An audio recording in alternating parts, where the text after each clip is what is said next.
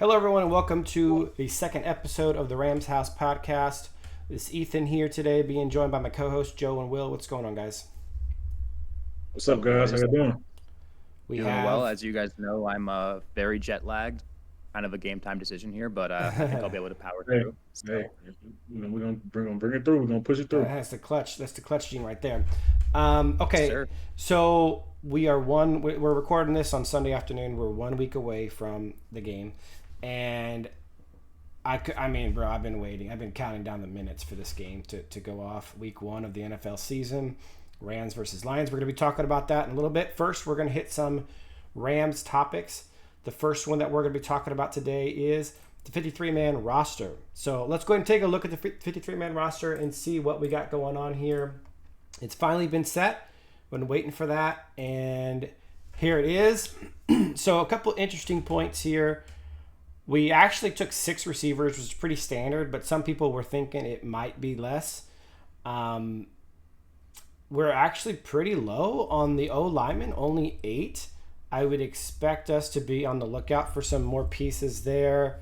Otherwise, it's Yeah, I think pretty. Sean mentioned that too as well. He Yeah, mentioned that they were gonna go after some tackles. yeah, that makes a lot of sense. Otherwise, I think we're pretty standard across the board.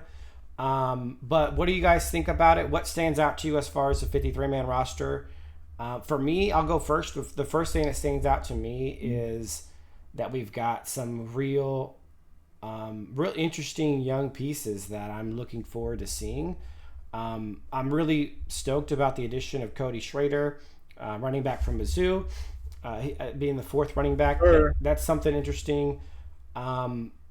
Totally unexpected. No one was expecting us to add a running back. People really like Boston Scott. We had Evans on our team still, so that was a really unexpected move.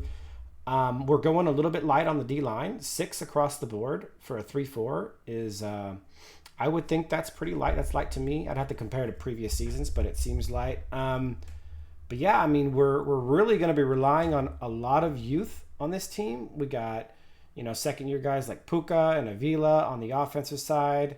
Kyron and Blake Corum are going to be the lead backs, and that's youth. We got Jared Verse, Omar Spates, Brandon Fisk, Tyler Davis, all going to be playing major minutes. I'm predicting Cameron Kitchens may take the starting spot at some point. What stands out to you guys the most about the 53-man roster? Yeah, I mean, saying the obvious here probably, but the linebacker room, the trade with Ernest Jones, him not making the final 53 is obviously. I mean, it's not a shock because we heard the rumors, but obviously that's a standout. And then the other thing that you mentioned the running back room. I'm actually a little bit surprised that Boston Scott wasn't the RB3 guys. I think he's shown some good tape in Philly. I think he is like the quintessential 3rd running back on a roster. I just think what he brings to the table, it's perfect for an RB3. Again, he's played good minutes for Philly. I don't love Ronnie Rivers. So Sean McVay did talk a lot about how Rivers has improved a lot. So that's like a small surprise for me. But other than that, yeah, I mean it's the linebacker room. Yeah, yeah. I know Ethan mentioned Cody. I'm glad he mentioned Cody. Just being a Mizzou fan, watching Cody last year, he's such a great kid, a good guy. He's a leader. He was the captain at Mizzou. He was a big leader in the locker room. His game is sort of like Kyron and Blake. They're sort of like they have the same type of game, but I guess that's like Sean McVay's things now. That's what he want to run. But when it pertains to the 53, I don't really see any big surprises. The guys we cut, I pretty much knew they were going to be cut. Xavier Smith Yeah. got cut, but he got picked up on the practice squad, so I'm happy about that. I'm mad about Zach Evans. You guys know I like Zach Evans. He's gone. I'm pretty You upset. need I'm to pretty let upset that go, about bro. that. You need to let that go. I'm Yeah, I'm pretty yeah. happy about the Zach I'm Evans gonna have to let thing. it go I'm fine. eventually. I'm fine with no Zach Evans. That's cool Yeah, with I'm me. gonna have to let it go eventually. But other than But that, I wouldn't. No surprises here, really. I'll yeah, no, I'm actually with you. No big surprises for me either. I'll actually give one big surprise, and that is we Mm, actually led the NFL with the most rookies on our 53-man roster. Yeah, that I is know And that's that. interesting. the secondary point I'll add is if you took the second-year guys on our team, so if it was like rookies and second-year guys, I bet we lead the league in that too. We have so many second-year players on this roster. I bet we lead the league in, like, McClendon is he's a second-year guy, right? We've got Mhm. Obviously Avila, Puka. We got Kyron's a third-year guy. We've got Davis Allen. We've got there's a lot. There's Kobe Turner, Byron Young. I mean, our team is kind of full of second-year guys too. So I bet we lead in both those categories. I think not only is that a little surprising, but it's also really I'm really encouraged by it because the youth movement on this team is legit and it's talented. It's not just like we're having to fill holes on the roster because we can't afford to get anyone else. Like these guys are talented. So I'm stoked. I think I'm really happy with the way the 53-man roster played out. I love the youth movement. I love for the situation that we're in with 80 leaving and having to overcome a lot of cap issues that other teams fans kept telling us we were going to be in cap hell.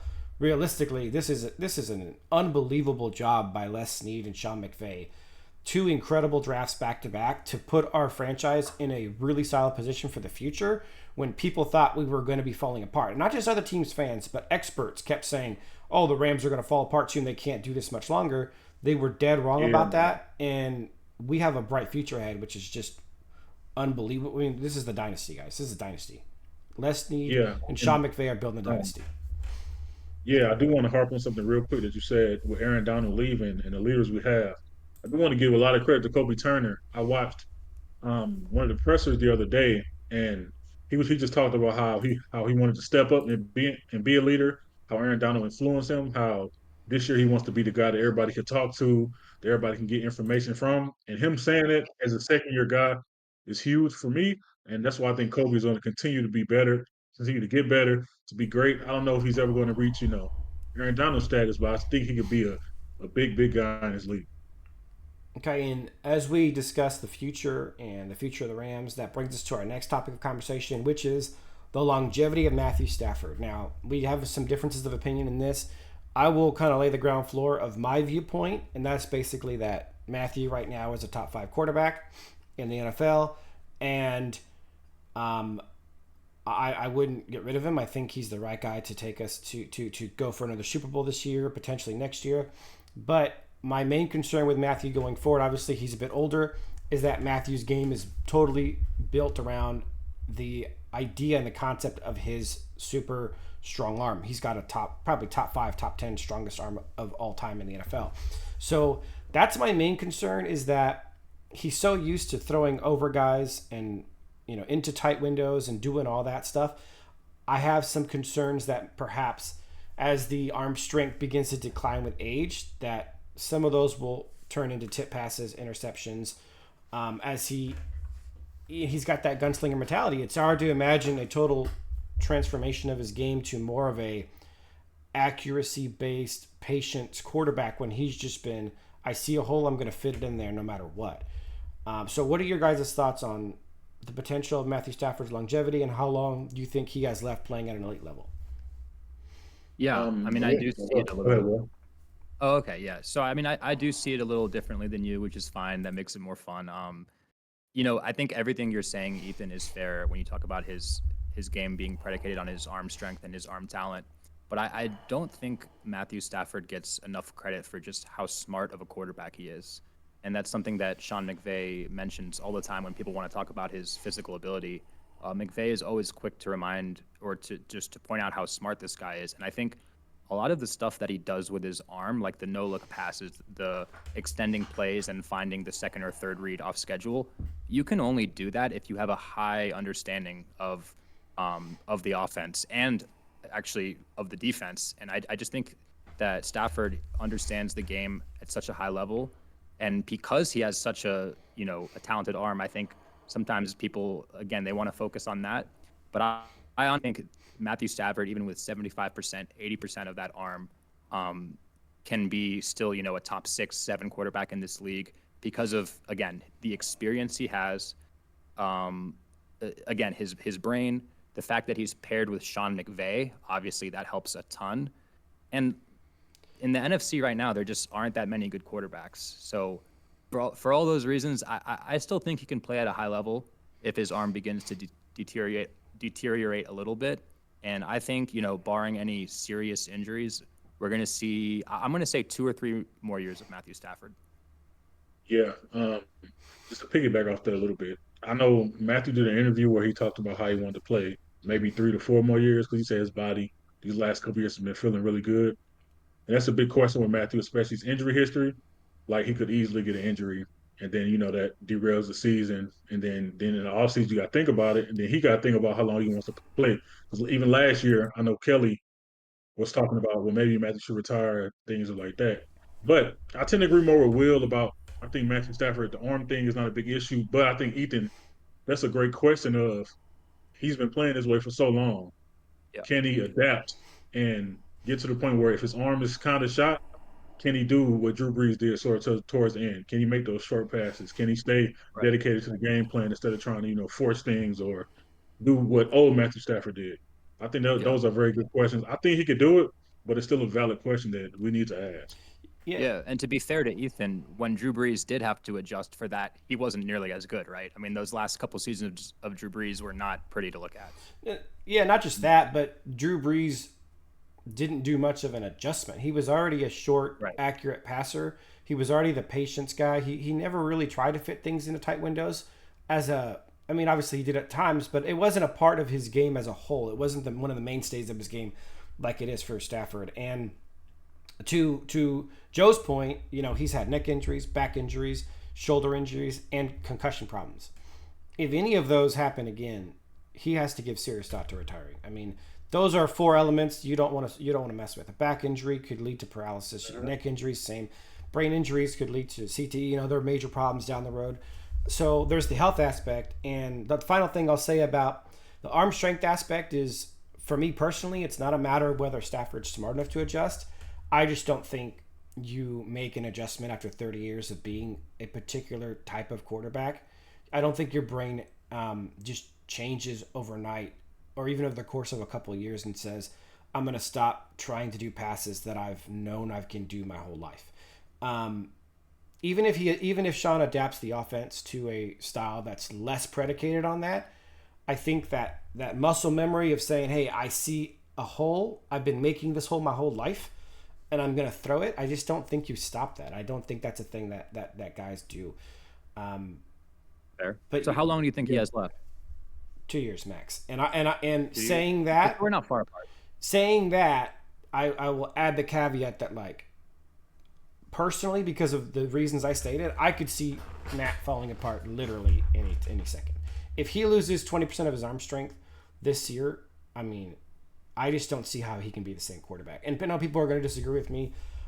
It's not a shot to his overall talent or intelligence. To me, it's just the idea of that's the quarterback that he is. And I'll challenge the viewers with this. Can you name me a quarterback who completely changed their style of play at the end of their career to adjust to less athleticism or arm strength in some fashion? I think you would find those or even just as pointed as a quarterback who adjusted to lacking arm strength and totally changed the way they play football for that. I don't think there's a legitimate example to be had in that. But tell me in the comment sections if you have an idea or someone in mind Yeah, that you think. yeah. It really hasn't been many, but I'm going to ask you guys a question so to just bring it forward just a little bit. So just say Matthew, he comes out this year and he has a good year. And of course, we saw that they restructured his contract. So it's basically sort of like a 1 year deal. So I guess they're going to take a year at a Right. time.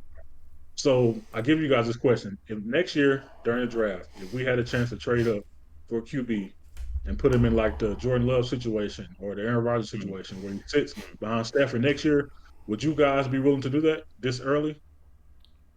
If the right prospect is there, yes.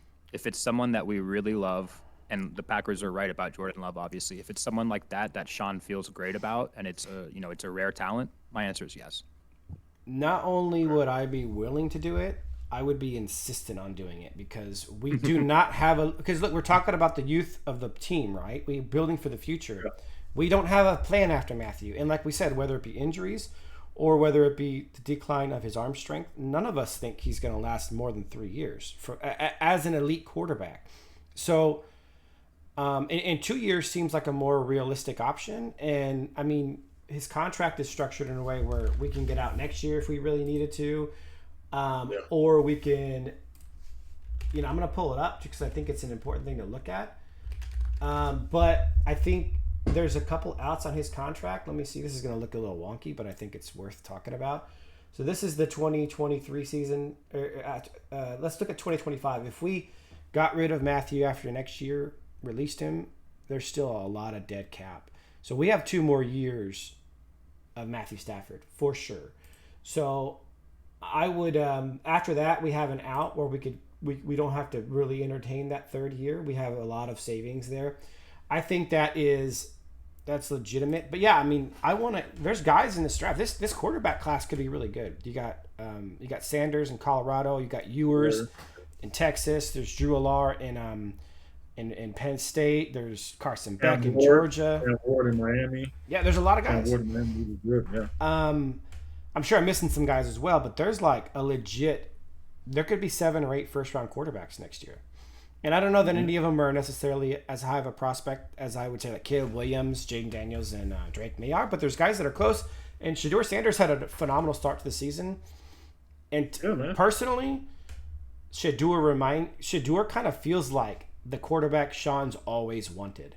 And I'll tell you why. He's got the arm strength that he likes in Stafford. He processes defenses really well. I'm sure his dad being one of the best DBs of all time has something to do with that.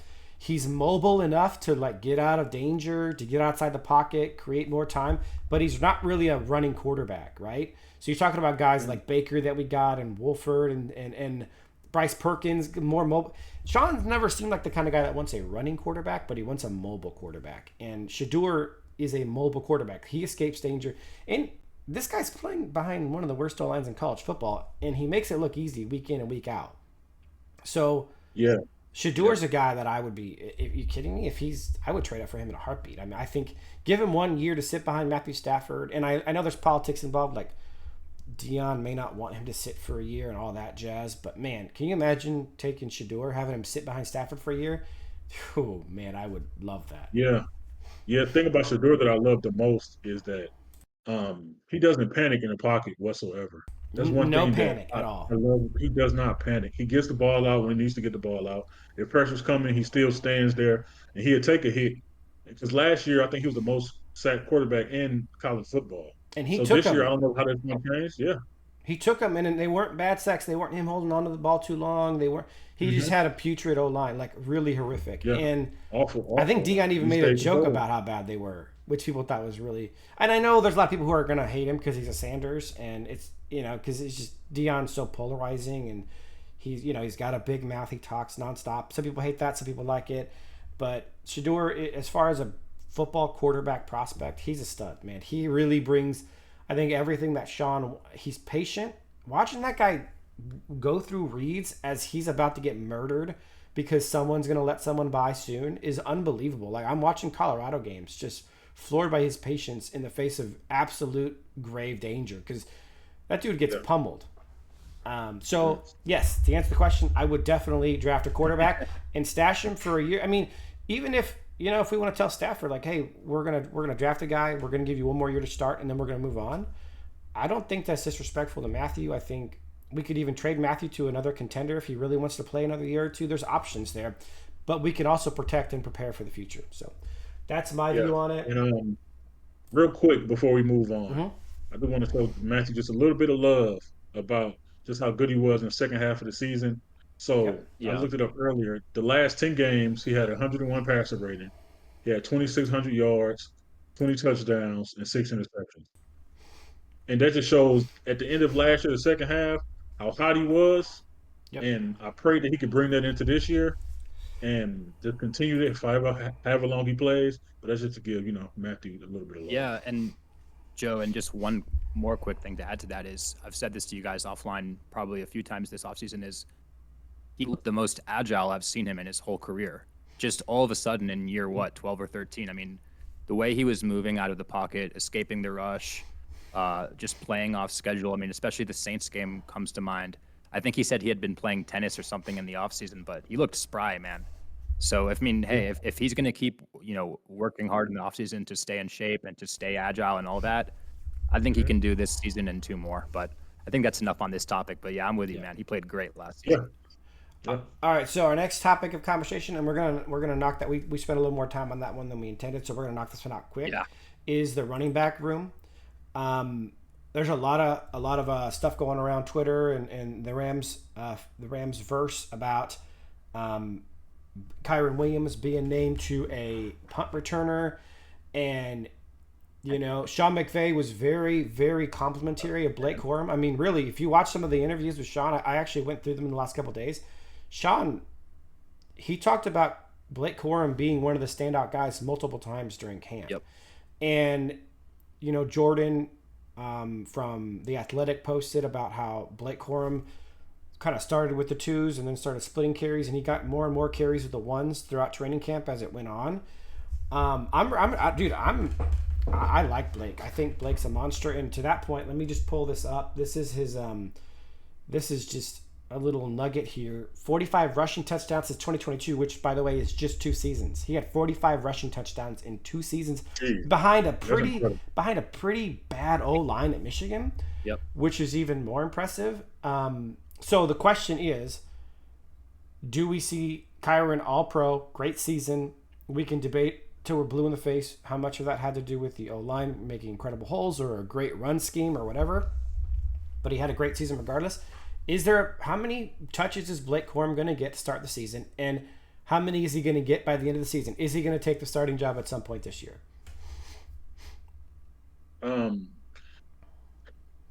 You guys know I'm a Kyron guy. I like Blake. I watched his tape. I wasn't super, super impressed, but I still think he's a good back. Would I think he would take the starting spot? I'm gonna say no, just because I think Kyron is the show last year he could be that workhorse, even though he is sort of injury prone, which is something that we do have to realize. And if he gets hurt, especially on the punt return, which is so weird why he's even at a punt return in the first place.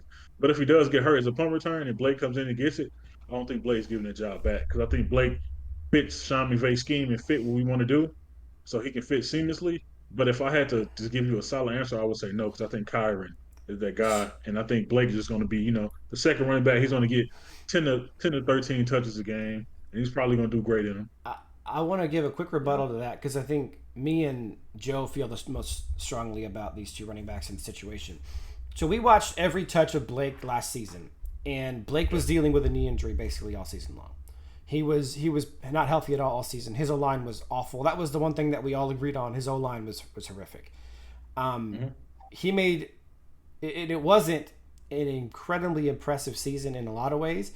The season before he had 14. Let me pull that up. The season before he had 1,400 yards and a 5.9 average, and then he went down to just over 1,000 yards and a 4.7 average. So there was definitely a decline. I would definitely liken that to a decrease in O-line play and the injury, but 45 the guy has a nose for the end zone. He's an absolute monster running back. He can run with power. He can run with some elusiveness. He's got a mean juke move. I agree with what you said. If Blake gets time because Kyron gets hurt and he's gotten hurt every season, I don't think Blake's given the starting job back. But I think it sounds like Blake's getting touches. McVay's made that clear. Blake's going to get touches. And if he produces at a higher clip than Kyron does with those touches, I think he might steal that job. I see Blake starting with about 10 to 15 touches a game, including receptions. I think he'll be a much more of a third down back. And yeah, I mean, I think he could steal it by the end of the season. Yes. Yeah, I mean, we talked a bit about it last episode, and we all agreed what makes it interesting is that the Rams don't really do a backfield by committee. Under Sean McVay, they just never have done it. And so, I was thinking earlier in this offseason, you draft Blake Corum in the 3rd round. You sign Jonah Jackson in the offseason, coming off a season where we were running the ball a lot more. And it seemed like we had this kind of scheme shift and this new commitment to running the ball more. So I was kind of thinking, well, maybe we'll do the thing that Detroit did where they have 2 backs. They have Jahmyr Gibbs and they have Montgomery. They kind of have the 2-headed monster there. But the difference is that in Detroit, those 2 backs are complementary. Like Jahmyr Gibbs is kind of the change of pace, home run hitter. Then you have Montgomery, who's kind of the slasher inside. But in our case, Kyron Williams, everyone says Corum and Williams are kind of like clones. So they don't really have a complementary run style. So I don't know if that's the route you go with these 2. I think it's going to be more of the same where, look, I think again, I don't buy the backfield by committee. I think it's Kyron's job to lose. And I think it will, again, he's going to start with a job. It's his job to lose. But man, if Corum starts, they give him a couple carries here and there, and early on he rips off like a 20-yard run, like watch out. I do think Kyron is the guy for now, but I think there's like I'll just say, I don't know, 60% chance that Kyron will stay the guy. And there's like a good 40% chance that Corum takes over. I mean, I wouldn't draft Kyron Williams in fantasy. I'll put it that way. So to that point, let me just say one more thing about the subject. We know from Sean's time with Todd Gurley that he likes a guy who can hit a home run. And out of these two guys, the more likely guy to hit a home run is Blake Corum. So yeah, I bet. Yeah, I mean, Blake, you think that's controversial, Joe? Because Kyron was running through Grand Canyon-sized holes and never broke a run, really. I sort of disagree and I agree at the same time. I think Blake has the ability to do that. Now, like I was saying, I might have to go back and watch the tape, but from when I was watching it, I didn't really see that much of that big home run ability. And with Kyron, I think at the NFL level, we saw big plays. We saw how he can break out. He's not, like Jamar Gibbs, not like A-Chain in Miami. He can't hit a hole and then take it to the end zone with the speed. He can't do that. But I feel like at the NFL level, I think Kyron has the best ability to give a breakout run, which is why I think he keeps the job the whole year. Next year, maybe we can have a conversation because I'm 100% sure, no doubt about it. He's probably not getting a second contract. So Blake is most likely the running back of the future. But I think this year, I think it's all Kyron. So I mean, neither of them are very fast. Neither of them have great top end speed, but I do think Corum's a little bit quick. He's a little bit quicker. He's a little bit faster. Not by much, though. Yeah, I agree. I was looking for a stat on this, but I can't find it, and it was basically rushes over 10 yards, and I think he did pretty good on that, but rushes over 20, I think he was one of the worst in the NFL. He's certainly neither running back is Jahmyr Gibbs or a guy like that. Yeah. It's like you said, if Blake starts coming into these big old holes that the O-line is given and starts breaking off 15, 20-yard runs, I think it may be a different discussion. But next topic of conversation is, we talked about it a little bit before, but we're talking about it again, EJ Ernest Jones trade and what's going on with the inside linebacker room. So what we know for now is that, let me go to the other screen and show the current depth chart, is that we have, actually this isn't even accurate. We know for a fact that Troy Reeder is going to be starting with a green dot at inside linebacker. And man, nobody's happy about that, but I'm totally convinced that this is just, let me give you my synopsis of the situation. I think Sean made a grave error during training camp when he had the two young guys, Jacob Hummel and Omar Spates, playing in training camp with the twos. He gave Hummel the green dot. So Omar Spates didn't do any green dot work during the offseason at all. I think Spates is the guy that we're going to have starting eventually. And I agree. Because he didn't get any early green dot experience, they're going with the veteran, Troy Reeder, who knows the defense, who knows the personnel, etc. I mean, there's no better option right now. You have to have they're determined to keep the green dot in the linebacker room. Chris Shula said it.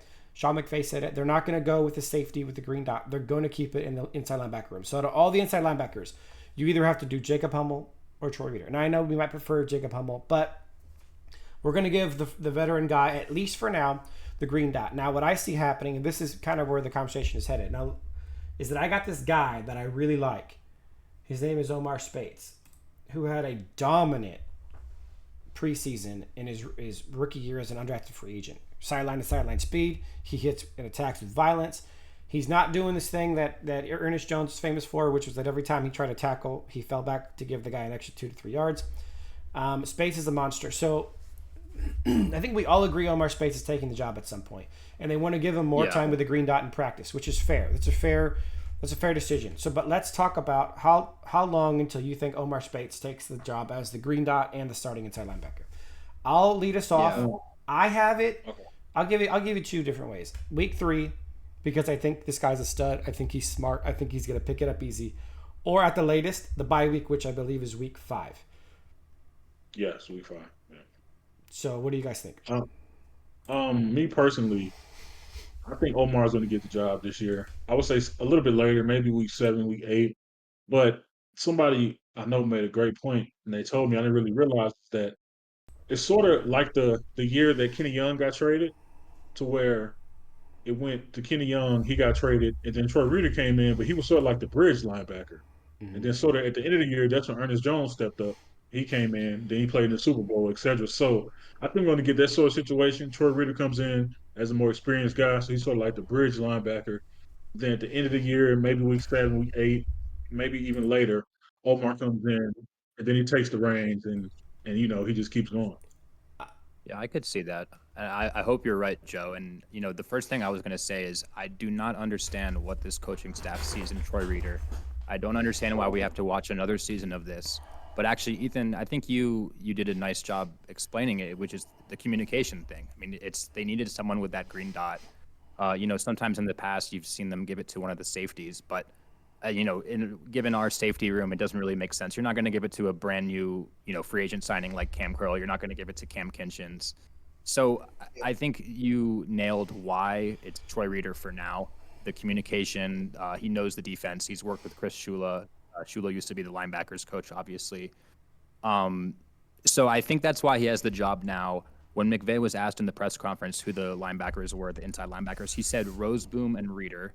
I think by I'll say by week 10. How about that? I think it's going to be Roseboom and Spates. Okay, I do want that to makes give sense. one quick rebuttal to what Joe said, which is that he compared it to the season that we got Kenny Young and Troy Reader took over and the Ernest Jones took over later. And I'm sure a lot of people will get their feelings hurt about this, but from what I've seen, I have no doubt in my mind that Omar Spates is more well built for the green dot. Watching him play, he's a much more Hmm. decisive player. I'm talking about just like early on. He's much more decisive than Ernest Jones was at this point, and it's not even close. And if you watch the Not even preseason close. plays with Omar Spates, that dude is communicating constantly. He's That directing screen players, he's pass, he moving goes. people around, he's calling out plays before they happen.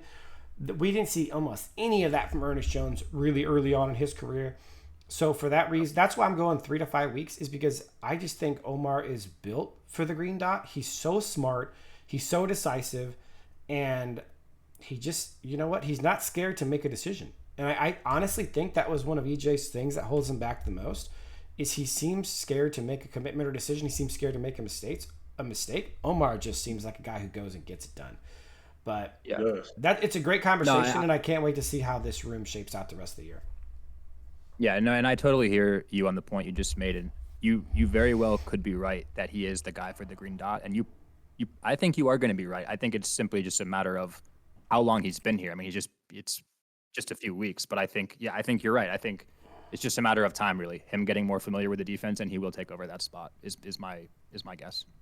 Yeah, I'm with both of you guys on that. I think he takes it over. I think he's ready, and I do want to just talk about a little bit about what Ethan has said about him just being decisive.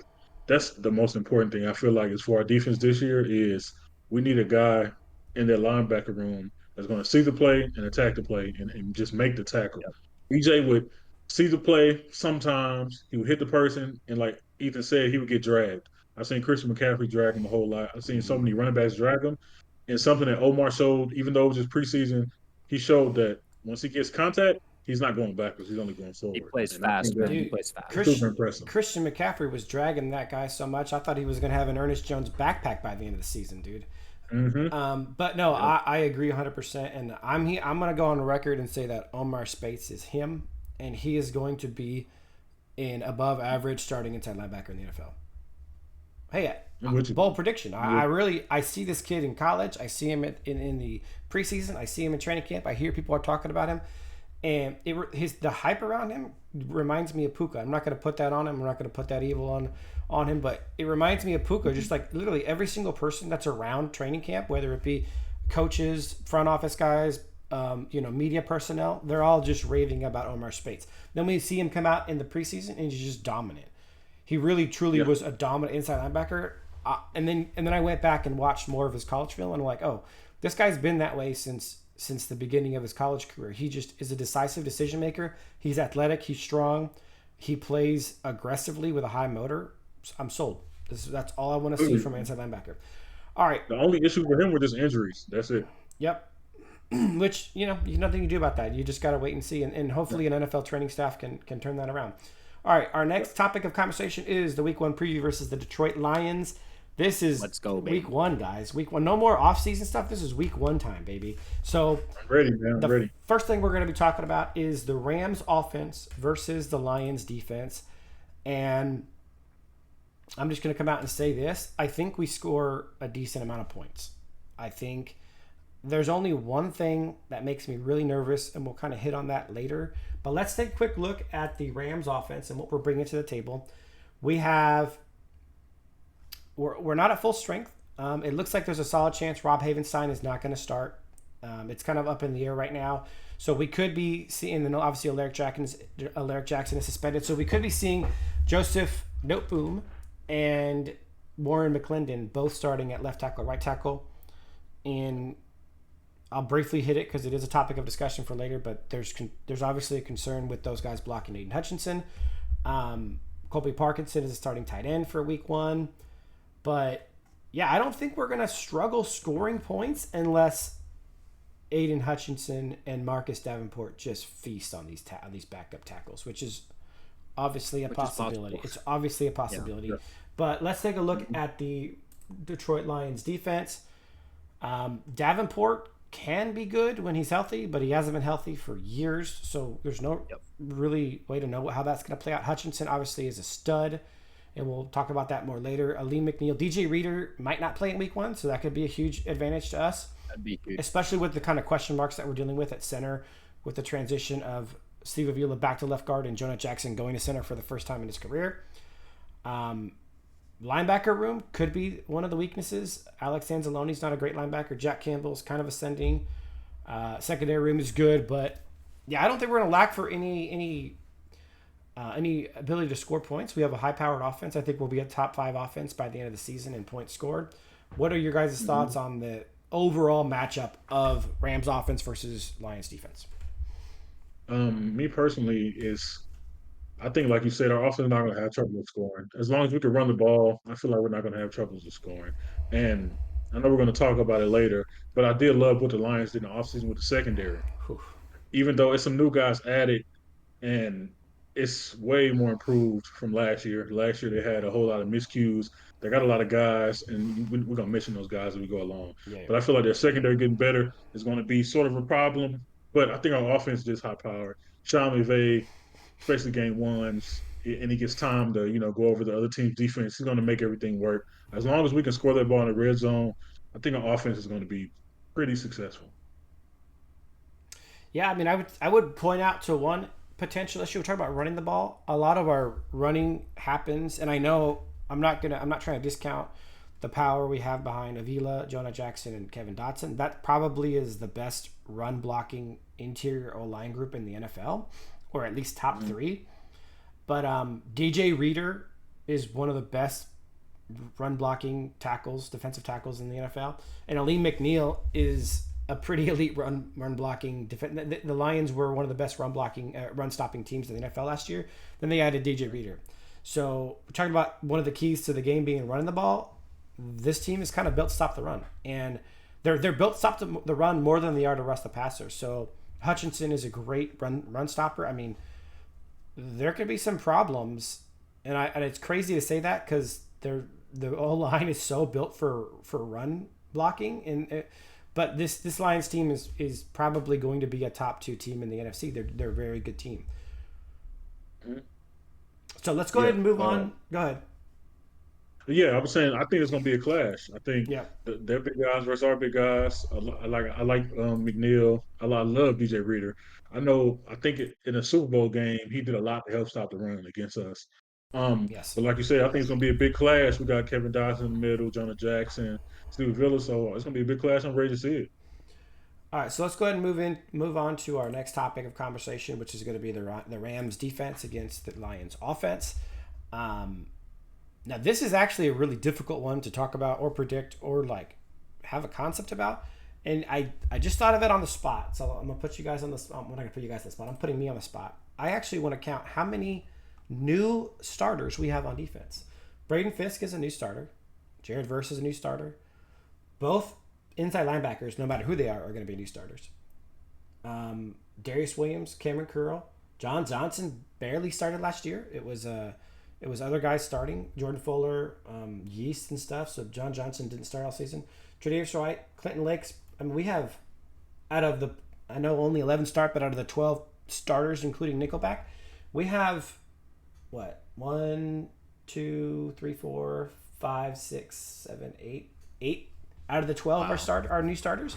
So we just have which by the way is a good thing. Our defense had a lot of problems, but it's new, and I hate this matchup for week 1. I think I mentioned that to you, Joe, earlier, because I'm like, we have so many new starters on defense, and we're going against what is probably going to be a top 2, top 3 offense in the NFL in the Lions, and it just makes me nervous. They're going to go off on us because realistically, even if our defense is as good as we believe it can be, it's week 1 with a ton of new pieces, and that's like, I would much rather have faced them like week 10 or week 15 or something like that. But this is where we're at, and I think the Lions are going to score a lot of points as well. I think it's going to be a shootout either way. Yeah, and I said the exact same thing as you earlier this offseason too, Ethan, is that I wish we were getting them later in the season for the reasons you're saying. You know, we have all these new pieces, and I think we are going to improve a lot as the year goes along, just like last year, where you saw us improve a lot in the back half. I think it's going to be a similar story this season, so I would have loved to have seen them later in the year. However, I also, on the flip side, I love that, you know, the litmus test that we're getting right away. It kind of reminds me of week 2 last year when we played San Fran, and we actually lost that game, but just the way we played them pretty tough. We lost by only a touchdown, and I walked away from that game actually feeling pretty good. I think if we, you know, even if we lose this game, but it's a close game and we, you know, it's a hard fought game, it's gonna be the same thing. I'm gonna walk away feeling pretty good about our chances this year. That's a good point. It's a good point. Yeah, with the defense, you know, it's super new, and that's just to go a different angle. Like Ethan, you said, our defense was just so bad last year, specifically in the secondary, and I do think it's a good thing of replacing all those guys and putting new guys in. And also, even though D Will is new, he's been on this team before. He was coached under Aubrey Pleasant. Yep. He was coached under Sean McVay, so he sort of knows some of the things we got. So even though he's new, I think he could figure it out quick. But if I'm being honest, the Lions probably are going to score a lot of points just because.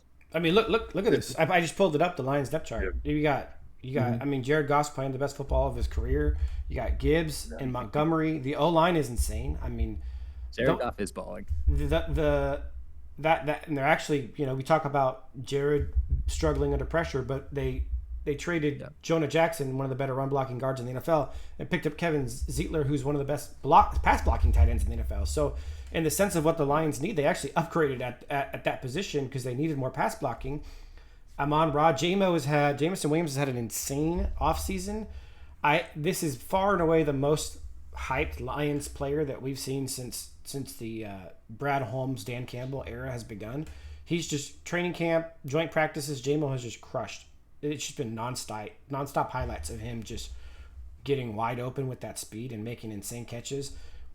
Joe, me and you both love J-Mo. He's a St. Louis guy, and he was a stud in college, and we both think he could be a superstar in the NFL. I think it's about to happen.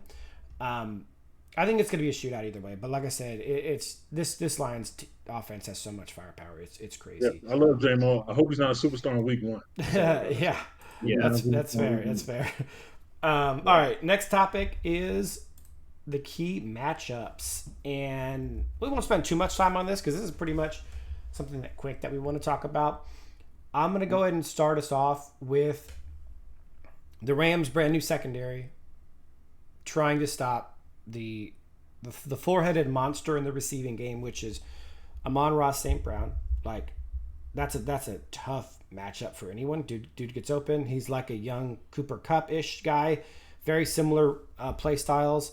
Then we have Jamar Gibbs. I mean, Troy Reader is going to be covering Jamar Gibbs primarily. Like, if you're not nervous about that, then you're not thinking this through. Sam Laporta is a stud at tight end, and then J-Mo is one of the fastest players in all of the NFL. So you're talking about linebackers, you're talking about secondary players, Tre'Davious White, Darius Williams, Cam Curl, who are all banned. How is Cam Curl going to do up? We like him in man against tight ends, but Sam Laporta is one of the best at getting open. We're talking about Troy Reader on Jamar Gibbs. You're talking about potentially, some Cam Curl on Jamar Gibbs. You're talking about Tre'Davious White against Amon-Ra or J-Mo. He's been hurt the last 3 seasons. Does he have the stamina and the speed for that at this point right now? We won't know till we watch Trey play live. Like, we really won't. And for me, that's the key matchup. Like, we need for our guys to be able to stop those guys, because they're all masters of getting open. It's similar to the Rams offense. The Lions offense is all about getting guys open and Jared finding the open guy and hitting them. And so we got to stop those guys from getting open. So for me, I need those guys to play as good as we hope they can. Week 1. That's key for me. Yeah. And you're right to mention Jahmyr Gibbs as a receiver, man. Out of the backfield, that is definitely an X factor for them. So that's a good. Well, so real quick on that point, because I'm going to expand on that. I follow the Lions a little bit closer to you guys. I'm a big Jared Goff fan. They keep drafting all of my draft crushes. All the guys that I fall in love with pre-draft, they keep taking them all. I have a lot of love and respect for Brad Holmes. So I follow the Lions closer than a lot of Rams fans. But Jahmyr Gibbs in training camp, and one of the things they've talked about, because they never replaced Josh Reynolds. That was one of the key guys they lost, so they didn't replace him with the bona fide receiver 3. They've been playing a ton of 2 running back sets this season and putting either Jamar Gibbs or Monty Montgomery out wide. It's been a lot of Jahmyr Gibbs in the slot and a lot of him out wide, like all the way on the outside of the numbers. So yeah, that's scary, dude. Jamar Gibbs' speed. You're talking about Jamar Gibbs and J-Mo, without question, 2 of the fastest players in the NFL. And we're going to find out quickly how much he's going to be lining out wide. But yeah, it's got me nervous for sure, because we're a brand new secondary. All right, so now let's talk about the keys to victory. I'm going to start off. We'll do offense and defense. I'm going to start off on the offensive side of the ball. My offensive key to victory is definitely going to be stopping Aiden Hutchinson. It's going to be a really tall task, especially if Havenstein is out and we have Joe Noteboom and Warren McClendon out there. Let me remind you guys who Aiden Hutchinson is. He's a friggin' monster. He had 101 pressures last year. Only a handful of guys have ever had over 100 pressures in a season. The way that PFF tracks them. So he's a pressure machine. He's very disruptive. He has a crazy motor, and there's a legitimate chance he could feast on Sunday. So stopping him, whether you have to have Colby Parkinson help or you have to chip with Kyren or with Blake Corum, like, we may have to send extra help to slow him down. And so that, to me, is my offensive key matchup, or my key to victory. What are your guys' offensive keys to victory? And well, just really quick, do they move Aiden Hutchinson around, or does he normally? He plays from. Okay, he plays left, right, middle, dude. He literally plays all over, and you've seen him. He has an interception, at least one interception in both of his first seasons. So he even drops into coverage more than most edge rushers do. He does it all. Got it. Yeah, Joe, you want to go ahead with yours? Yeah, offensively, my keys to victory is Kyron and Blake have to get going early. I think that's something Sean McVay has to make sure he does, because like we talked about, the Lions have a great run defense. So I feel like if we want to win this game and win like we want to win it, Kyron and Blake have to get going early. And if our run games get going and just being 100% serious, we're almost unbeatable. Every time we run the ball a lot, we always win. And just a quick stat, last year, any game that Kyron got more than 15 touches, we were 8-1. So the Rams just have to make sure that Kyron touches that ball a lot and make sure they can put Blake in positions to where he can get a good amount of touches, and we do it early and often. I hear you. That's a good stat. So for me, key on offense, guys, I have red zone offense. All right, Listen to this. So this is what I have. I was watching the wild card game back last year. So obviously a wild card game against Detroit, we lose by 1 point, right? 24-23. I went back and watched this. So in the first quarter, we got to the 6-yard line and had to settle for a field goal. Then in the third quarter, we got inside the 10-yard line, had to settle for a field goal. And then in the fourth quarter, we got to the 11-yard line and again had to settle for a field goal. So that's 3 field goals, within 11 yards of the end zone. If any of those were touchdowns, we win that game. Again, we lost that game by 1 point. So, for me, again, it's red zone offense. I agree with what you all said earlier. We're going to move the ball against this team. I mean, I'm not worried about that. We're going to move the ball well. I mean, Stafford, I know it's, last year is last year. That's what McVay always says. But look, it's a lot of the I have confidence that Stafford is going to move the ball against this team. And so we just need to punch it in, man. That's my key. Punch it in. Awesome. Yeah, that makes a lot of sense, and that it's a great parallel to last time we faced them for sure.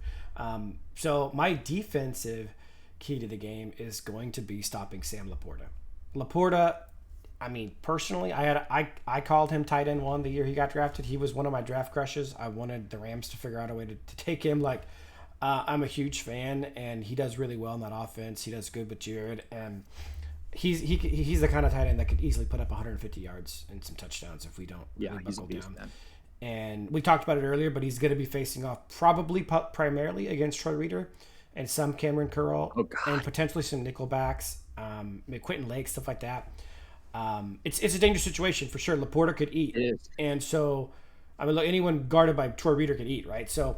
I would love to see Quentin Lake and Cameron Curl focus primarily on him. I think that's the best chance we have. I mean, we're not going to stop him entirely, but let's contain him to some degree.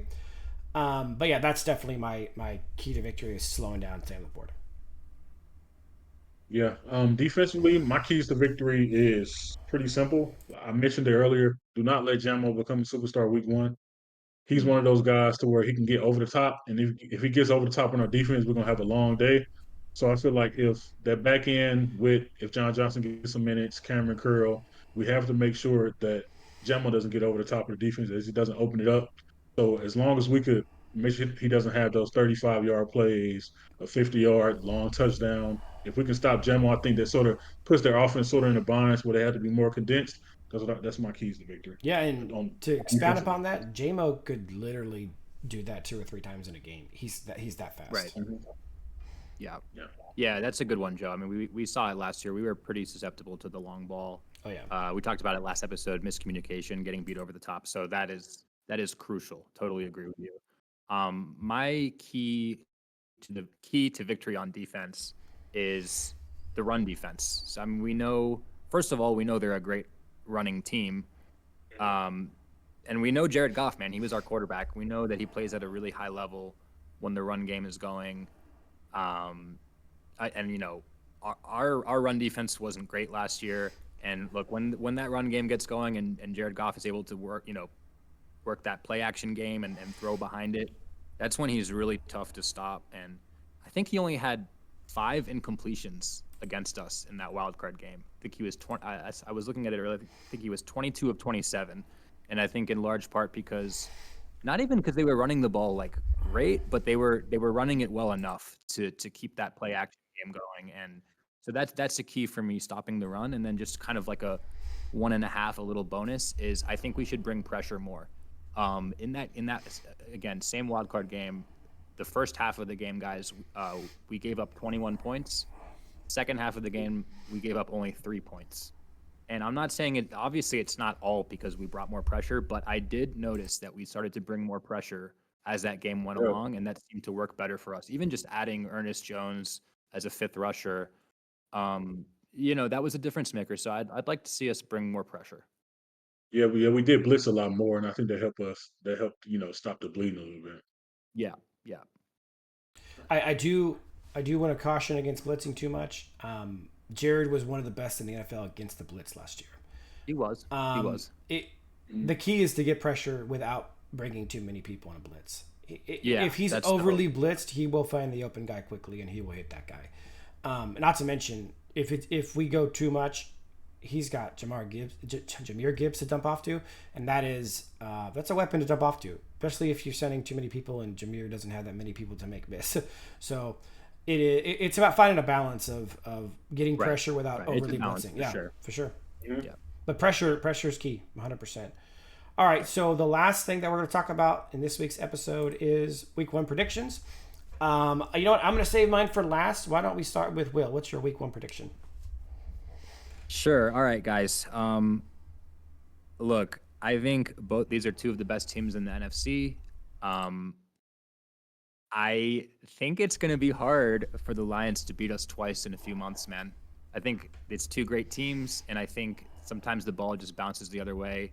I'm going to say it's a weird score, but I'm going to say Rams 26-23. Okay. Yeah, I'm sort of close where I do feel like we could win this game. Now, just being honest, I wouldn't be surprised if we lost, and I wouldn't be surprised Yeah, if we lost by maybe 2 touchdowns or something like that. Just because if Rob doesn't play, that's going to be a big problem. Sure. But if I just follow my heart, I think we win this game, maybe somewhere around the range 28-31. Rams win something super close. It's going to be really close, like last year's wild card game. And I think we pull it off just because I think that um, our defense just being improved. I think that just gives us the edge in this game. Okay. Yeah, and I respect both those takes. I'm going to head on a different direction. And for reasons that I've kind of already alluded to throughout the video is the amount of new starters on defense. yep. And you're talking about probably one of the hardest offenses to scheme against. And there's a lot of new talent on that Lions defense, and I don't quite know what to expect of it. You got this, we talked about earlier. We didn't even really expand upon it, but the secondary is totally revamped. Brian Branch is down to strong safety, which is a huge upgrade for them. They got Terrion Arnold on one side and Carlton Davis on the other. They got Amik Robertson in the slot. They have Rakestraw as a backup. I mean, the depth, the whole secondary is revamped. It has the potential to be one of the best secondaries in the NFL. And I'm going to predict, because of just how many new pieces we have and how much stuff is going around, both tackles might be backups on the Rams O-line. Jonah Jackson has virtually no experience at center, so I'm legitimately nervous about the O-line situation in week 1. Now, I think it'll calm down as Alaric comes back and Rob comes back and Jonah gets more snaps, real-time snaps at center. I'm going to predict the Rams 24, Lions 35. I just don't. That's totally I fair. just don't think that new and almost entirely new unit on defense is going to be able to stop them. And I think pressure might be a bit of a problem with the way the O-line is shaping up to be. If Rob starts, it's a different story, but still, it's going to be tough. Yeah, that's Now, fair. That's fair. quick question: if you could just fathom of the Rams winning, what do you think? What do you think would happen that the Rams win? Do you think that Stafford just has a crazy game that we would win, even though if we have both tackles out? I think Stafford has a crazy game. I think if they have DJ Reader gone and the running game goes off, which is totally possible. Like I said, that interior is going to be weakened if DJ's gone, and then like I said, we might have the best interior run blocking team in the NFL. And then on the other side of the ball, it's like if the secondary gels, if the secondary can be what we think it can be, Yeah. which is, I mean, we all Right kind of away. think that there's a lot of talent and they could be a really great secondary if they just gel to that level right away. And in one just kind of like bonus. So those are my two like keys on both sides of the ball. Like, it's just something I'm not expecting to happen because of the circumstances of week 1. Like I said, if this was week 10, my prediction would be different because we would see a lot more data. Right. But I'm super logical and I'm just going, there's too many unknowns for the Rams and there's so many more knowns for the Lions for me. I'll give you one bonus because I think we all agree on this. If Sean and Chris Shula realize early on in the first quarter that it doesn't matter if Troy Reader knows the defense better and just sticks Omar Spates in there because he's a better player, I honestly think that would be a good difference maker. And that's just really a shot at Troy Reader. I think I'm terrified of Troy Reader guarding either Sam Laporta or Jahmyr Gibbs at any point in this game. At any point. I mean, I'm no fan of Troy Reader. You guys know that. But like that's one of the most explosive running backs and tight ends in all of football against what's probably one of the slowest and potentially one of the worst start. I think it's fair to say Troy Reader's probably going to be the worst starting inside linebacker on week 1 of any team in the NFL. And I'm not trying to be disrespectful. I'm not trying to be a guy who hates on Troy Reader. I think that's a legitimately fair statement. And he lacks speed, and he's going against one of the fastest tight ends and one of the fastest running backs in football. Yeah. And to me, I'm looking at Chris Shula for that exact reason. I mean, we talked about it a bit last week, but when we all got on Raheem Morris, it just seemed like he put players in bad spots, whether it was matchups or we joked about it, Troy Reader on Kittle or Michael Hoyt on Kittle. So I'm really looking at you, Chris Shula. We got a bunch of new starters, rookies, and I'm just really interested to see how he works with the personnel he has. I don't want Troy Reader in zone on the flats or playing man against either of those guys. Leave Troy Reader in zone in the short middle part of the field. If he's on the flats and he has to cover either of those guys in space, we're done for. And if he has to cover them in man, we're done for. So that's a good key to victory and a good thing. Like if the Rams are going to win, bro, if we need Troy Reader in there with the green dot, leave him in the middle of the field. Honestly, Troy's not terrible in short spaces when he doesn't have the speed and when he's just kind of making quick reads. That's probably where he's at his best. So leave him there at his best and mitigate the damages of him having to play too much. Yeah, I agree. I'm with you. I think the secondary has to help a lot and make sure they're standing their gaps, make sure they're playing the right way, make sure we're tackling on third and longs, third and shorts. And I think we could do it. Yep. All right, guys, that's going to be a wrap for episode 2. We appreciate you guys joining us. Please leave a like, subscribe, comment, and we'll see you guys next time. Peace out.